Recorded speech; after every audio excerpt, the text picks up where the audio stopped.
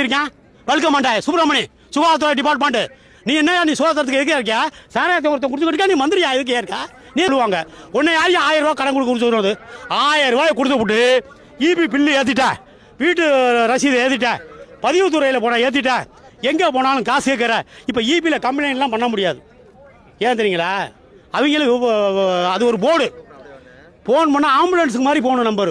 மெட்ராஸில் போனதுக்கு அப்புறம் தான் இங்கே வரும். அதுக்குள்ளே வீட்டில் நிகழ்ச்சினா கரண்ட் லாட்சி சாக்குப்பட்டா செத்து போயிடுவான். புரியுங்களா? சில விஷயத்தெல்லாம் இவங்களே சொந்த வருமானத்துக்கு பயன்படுத்துகிறாங்க. அதை அனௌன்ஸ் பண்ணணும், முறையாக மக்களுக்கு தெரியப்படுத்தணும். இது எல்லாமே திருட்டு வேலை பார்க்குறான். டிஎம்கேனாவே திருட்டு வேலை தான். சொல்கிற புரியுங்களா? அவன் தோட்டம் கழட்டிட்டு போயிடுவான் ஏடிஎம்கேக்காரன், இவன் காதோடு அறுத்துட்டு போயிடுவான். உண்மையாக சொல்கிறேன் சார், சிரிக்காதீங்க. இந்த வர ஜெனரேஷனில் மோசமாக சொல்கிறது.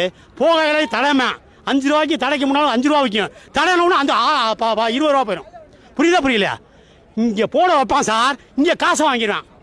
புரியுதா புரியல? நம்ம வாழ்வாதாரத்தை குறைக்கிறான். புரியுங்களா? வேலைமை ஆக்குறான், நம்மளை மன உளைச்சல் ஆக்குறான். மயிலா பிடுங்கா நீ ஸ்டேட்டில் அடி இருக்கிறா.